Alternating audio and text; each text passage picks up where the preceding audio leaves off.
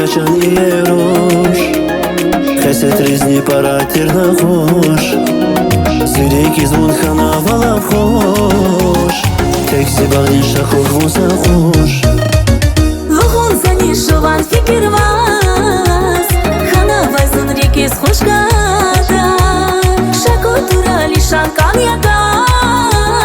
Хана зонли багдин хош гада Булах талчу yakunu çöz Bir hekana çi kısmet arsat kaniga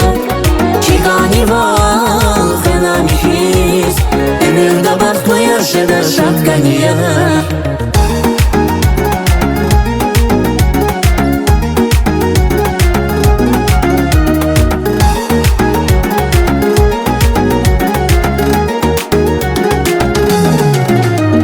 Çon bulakta düşüş kaçavuz Ikramlaysa qaqatir savuz Allah divay talha bavunay Beqismet arxuray sadluhuz Rikis şirsaz gayi yagada Vinigi kayzaz di xabar ya Çi qismet arqayi bulaqda Zat kuni amalat qadar ya Bulaqda çıl ey yakunu çöz Bir hekana çi kısmet arsat kaniga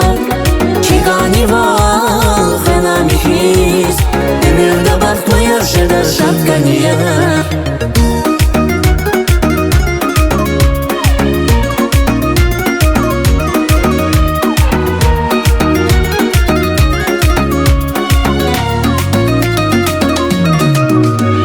Bulaqtalay yaşan ieroş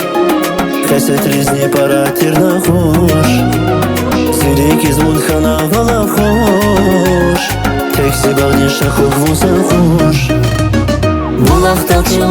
ey yakunu çöz Bir hekana çi kısmet arsat kaniga